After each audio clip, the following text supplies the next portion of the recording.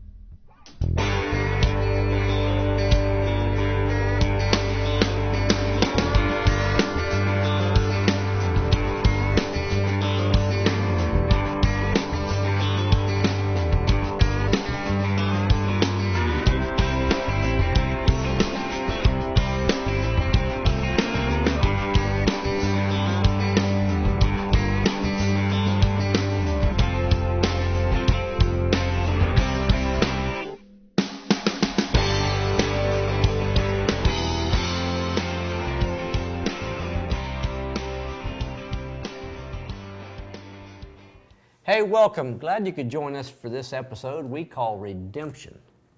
If you remember and got to see the first part of this two-part episode, or if you're viewing for the first time, the first part had Steve and I traveling to New Mexico in search of a world-class elk. Yep, and that had us right up until the end of the third day, in which I just flat missed this bull. Not once, but twice. Yeah, but some great footage of lots of different wildlife that do not regularly see humans, so we're not too worried about us being there. Now, the second part of this episode has us starting on day 4, headed back into this same canyon on this same water hole, where we're hoping and praying that perhaps, maybe, I'll get another chance at a big bull. Yes, Steve, after a somber walk back to camp and a late night dinner, we got some rest before starting out once again, late morning, for the long walk to our stand location. Yep, without further delay, let's head out and see what happens. Hang tight, it's a wild ride.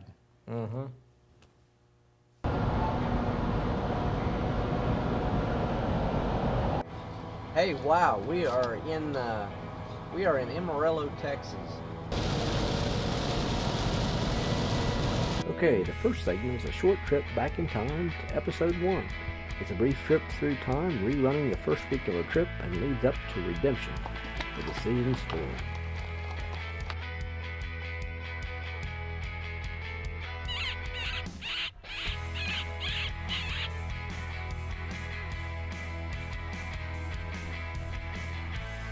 There's nothing back here, so at least there hasn't been yet.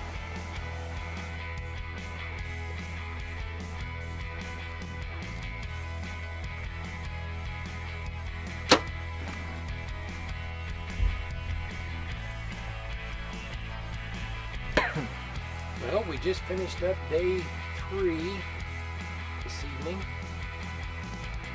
and we did have one awesome encounter at a water hole. 3 cows come in, leading dragging along a nice bull behind it.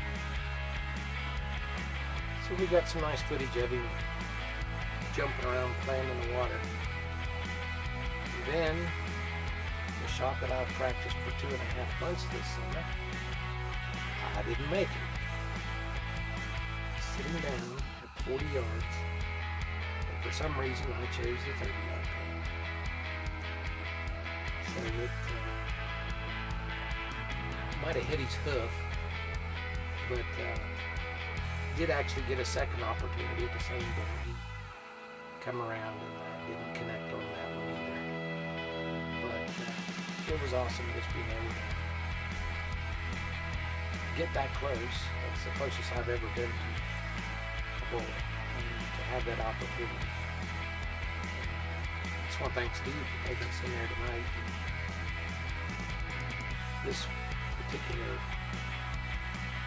canyon or valley or whatever you want to call it is completely full of bulls. There was just bulls everywhere standing on.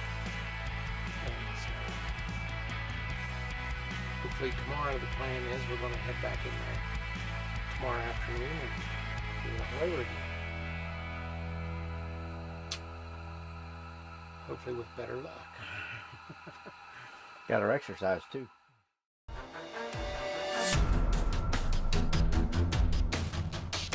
This segment is being brought to you in part by these great sponsors. Campbell Cameras, relive your adventure. Hot Performance Fishing Apparel. CFS Bow Fishing, our choice for professional fishing guides in Central Florida. Now to part 2. It has us at day 4, Redemption Day. At least we hope. Yeah, day 4 has us sleeping in a little bit, not getting up quite so early, and just getting ready for our long walk back over to that canyon. We prep all of our equipment, and I do shoot my bow a little bit in camp just to make sure that there's no issues with the bow. It's also a very warm day with cool evenings, so packing to the stand is a must. Yep. Okay, let's hit the trail. Up all night, sleep all day. No, not exactly. Not elk hunting. Up bright and early, glassing, listening, getting ready to leave.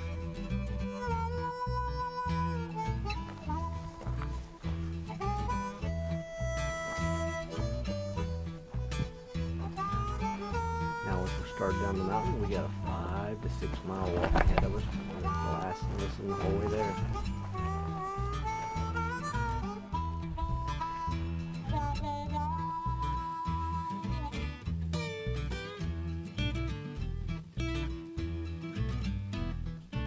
On the trail we're walking, we come up on 2 huge mule deer. So Steve gets on the radio and radios back to the other guides that are out with mule deer tags, and I'm going to see if they can get on them now. They're awesome mule deer.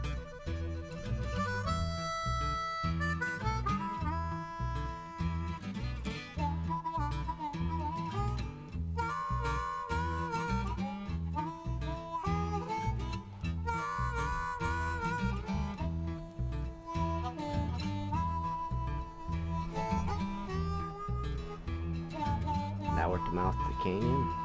We've checked everything out. Everything's looking really good. We are heading up the valley.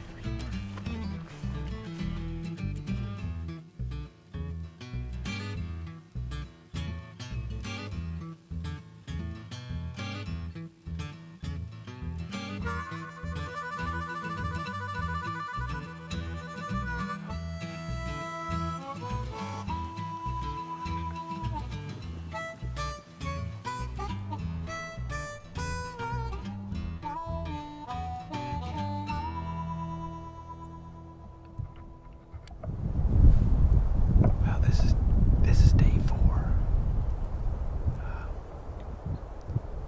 We're in the same location we was last night. We're on a new water hole.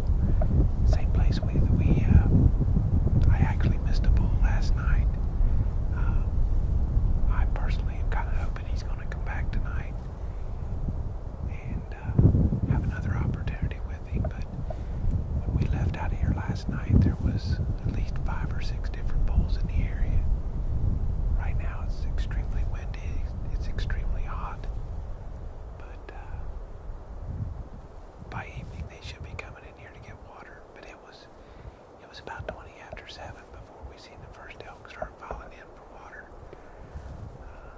It's only about 3:30 right now, I believe, so we've got a little wait, but they've been pretty quiet. They're not bugling or anything right now. It's just, we're just gonna sit here, bake a little while till they get here.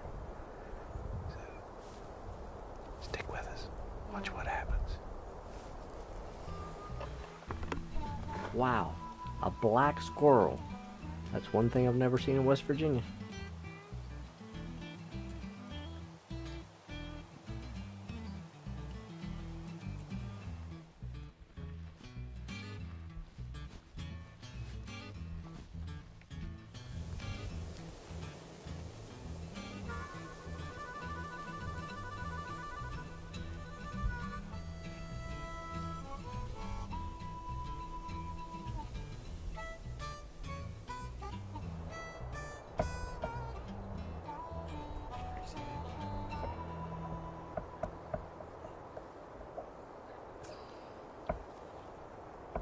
Hey, now as we're dug in here at the water hole and I have moved to a different camera location, we are set to hopefully have an eventful evening.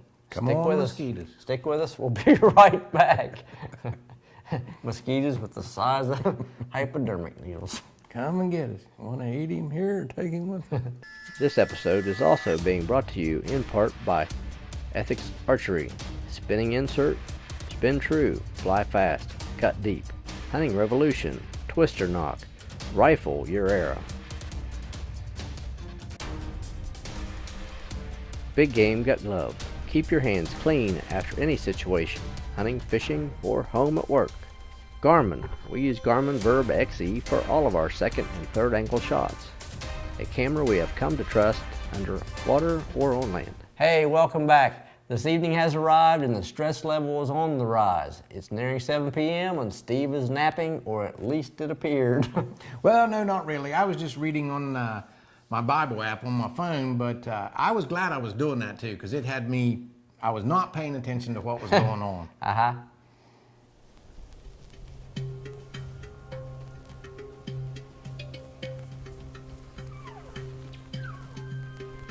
Hey, now as stated, we're sitting there about 7 o'clock. Sun's just starting to go down. Still daylight. Steve's been calling, and we heard an elk about 600 to 800 yards down the valley, bugling. Well, he was very faint, but then out of nowhere we seen him coming up the valley. I tried to get Steve's attention. Steve, the guide, was getting my attention to get Steve's attention. It just didn't work out, but it finally did.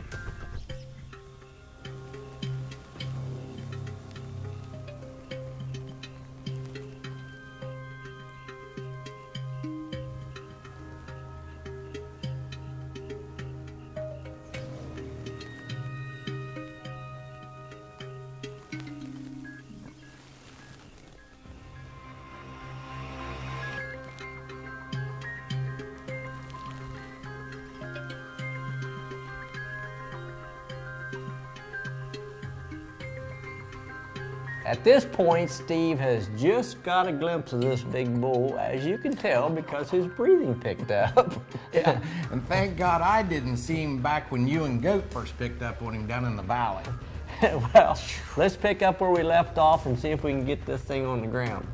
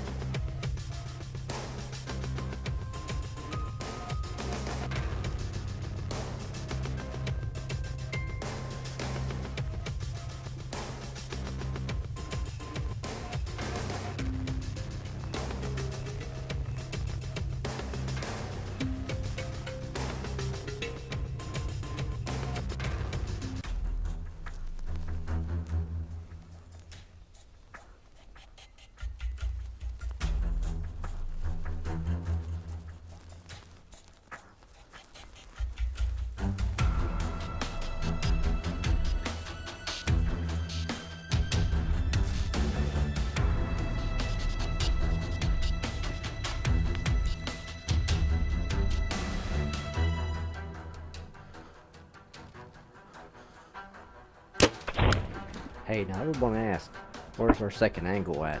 Well, bad news was, we had our second angle camera set, battery went dead 2 minutes before the elk come in.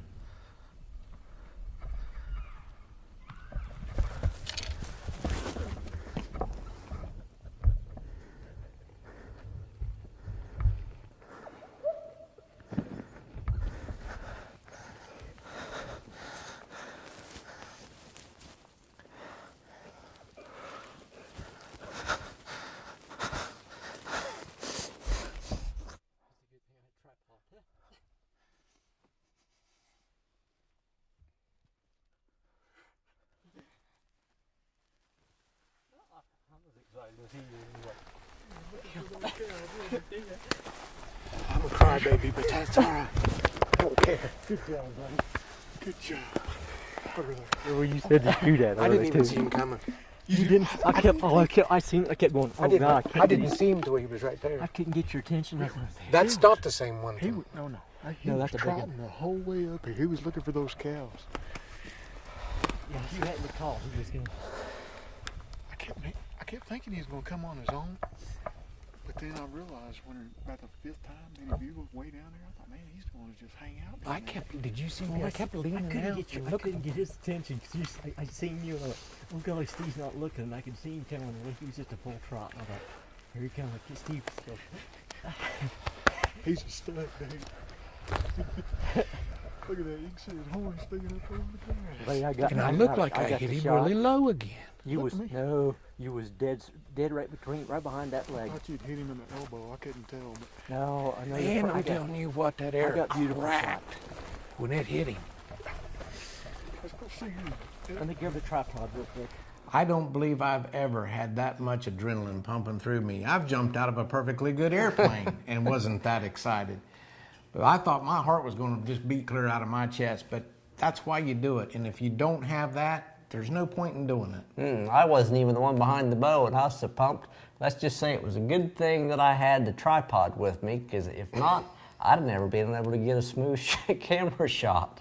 Yeah, the only thing that, with you changing your spots and you being so far away from me, you could hear me, but we couldn't talk to each other. So I had no idea when this bull was coming. I couldn't hear him, nothing. Hey, I hope you'll stay with us as we take a break. Right after the break, we'll be headed over to take a look at this magnificent beast and get the pack horses started our way to get back to base camp. Hang tight.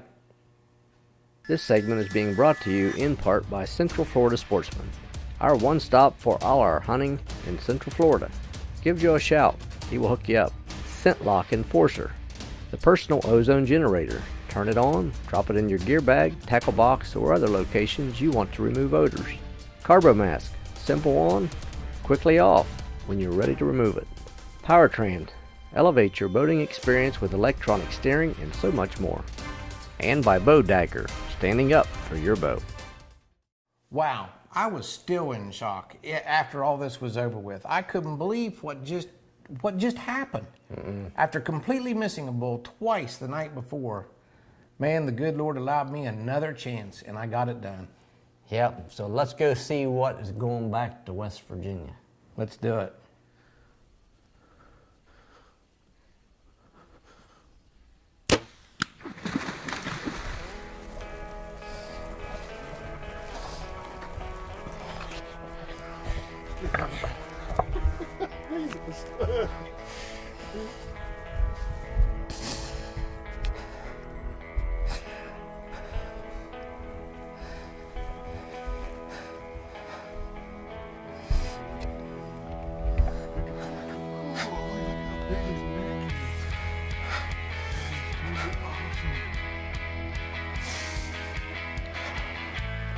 I had no idea he was this big.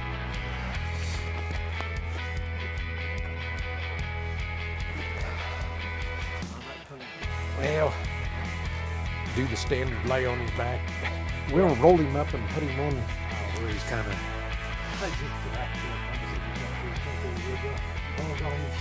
I'm just glad I didn't see him. You're right. It's a good thing I didn't see him.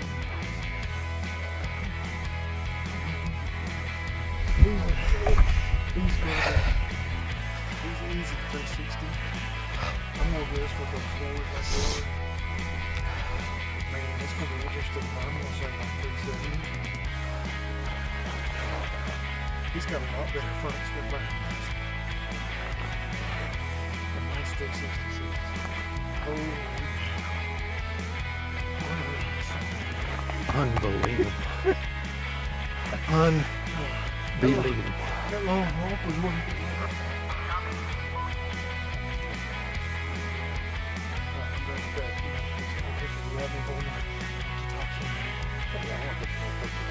Yeah, here, just get both of us. Man, I saw this dude running down there. I'm just glad I didn't see him, or this wouldn't be happening right now.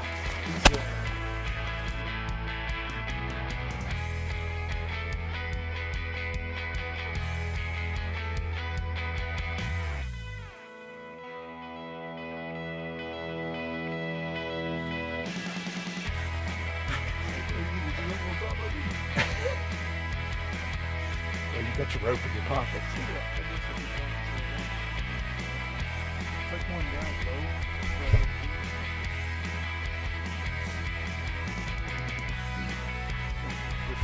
Push forward.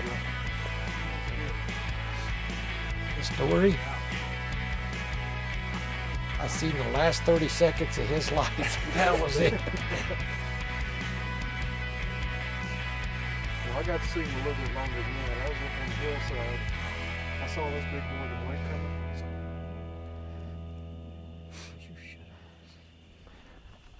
Folks, this is the evening of the 4th evening of our hunt here in New Mexico with Wilderness Outfitters. This guy right here, we nicknamed him Goat because he can cross this country like you wouldn't believe. But man, he can put you on some elk. It just all came together in the last 30 seconds. Luckily, I didn't personally get to see him until he was right on top of me. So I'm kind of glad of that. I probably wouldn't have been able to make the shot had I had watched him run all the way across this field to me. But it all worked out in the end. And a lot of practice over the summer, a lot of preparing. It's a good hunt. It's a hard physical hunt, but it's a good hunt. And it certainly depends a lot on your guide, and he knows where to go and where to find them. But this old fella didn't have any girlfriends tonight, did he? No, he didn't. I don't He know was why. out trolling around looking for some girlfriends, and we were calling, and he thought maybe there was one up here, but He's definitely big enough of a stud to have some. yeah, If he wanted 'em. it's hard to believe that this old boy didn't have any girlfriends tonight compared to some of the other ones that we've seen, but just a totally awesome hunt. Eight just- by 8, is that 8 by 7, I think. 5, 6, 7, 8 by 7. 8 by 7. I don't have any idea what he's going to Awesome. score. I'm guessing 370, 375. He may do better than that. It really doesn't matter to me. He's a trophy to me. That's all that really matters. This will be etched into my memory, I hope, for many, many years. Awesome. Totally awesome. Unbelievable. Congratulations, Steve. Thank you. It's awesome Thank you. bull. He was a big bull. Now the work begins. There'll be horses coming in about an hour and a half to get us. Well, this was totally an awesome hunt. Just a once-in-a-lifetime bucket list kind of hunt.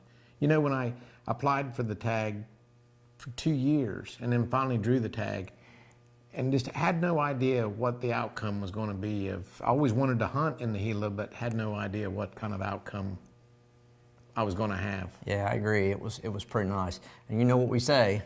We always say you believe in the hereafter because that's what we're here after. And that's what we went after. Hey, listen, thanks for watching us.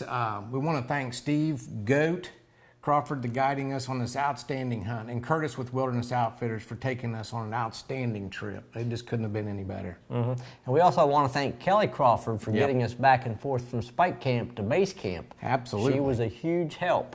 Now, as for the trip out of the canyon, we didn't end up getting back to Base Camp after all, and ended up walking back to Spike Camp about 5 miles away after midnight. But that was a lot better walk than the night before. It didn't seem like it took us any time to get back. No. The mood was a lot better that Yeah, night. it was a lot better, much better. And it had cooled down. The mosquitoes weren't biting us near as much. But do you remember how many elk we seen that last night we walked out? We walked through a huge herd of them in the pitch dark. There had to be 50 to 60, at least 7 to 8 bulls. And walked right through the middle of them in the dark. You And shine they the just- flashlight up, and they were right there, and it was like, wow. And they were bugling. I mean, for the one night we're done, and they bugled, and As the if cow we were called. not even there. No, they didn't care. It was really amazing. Just the whole trip was just, like I said in the clip, it'll be etched in my memory, I hope, for a long, long time. As long as I got a memory. And you know, Steve, the one thing on that trip back, or the walk back, was when we got started back, and Goat said he thought a mountain lion had been trailing us for a little while. Yeah, and we were all three had blood up to our elbows and all over our pants, and it was a little unnerving. But once again, I want to thank Steve, you know, who we always felt safe as long as we was with Steve and Kelly and and Curtis, who puts this whole hunt together with Wilderness Outfitters. They're just a great group of people to work with. Yep. We hope you'll catch us on the next episodes as we bow fishing, bear hunting, deer hunting, alligator hunting, and so much more. And oh, before I forget, Steve's elk scored 383. So 383. So congratulations on an awesome elk. Thank you.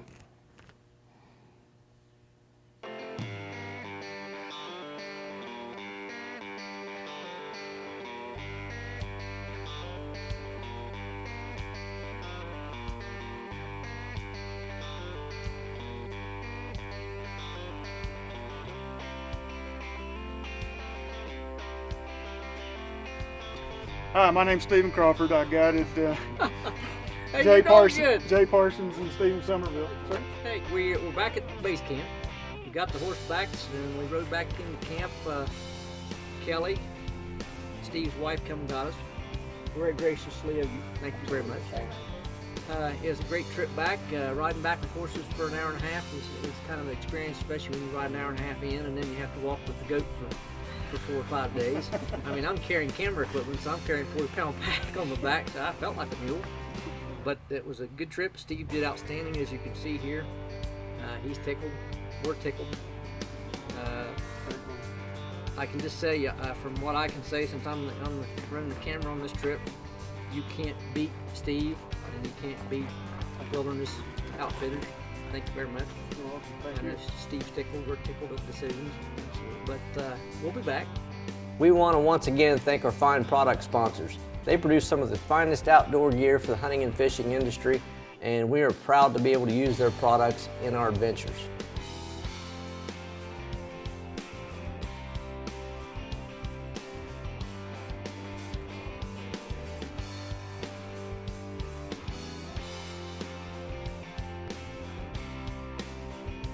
Hey, on behalf of the Decisions Outdoors crew, I want to say thank you for watching. We strive to first and foremost always have fun and enjoy the outdoors. You can follow us on Facebook, Twitter, and our website. We have many more episodes to show you and have many more adventures to come. So we hope you will travel with us for what we call here, the hereafter. Because every adventure has something we're hereafter.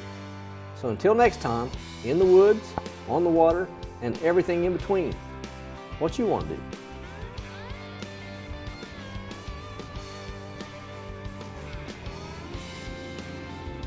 Okay, this is Reading with Feet with Decisions Outdoors, and this is your hunting safety tip of the week.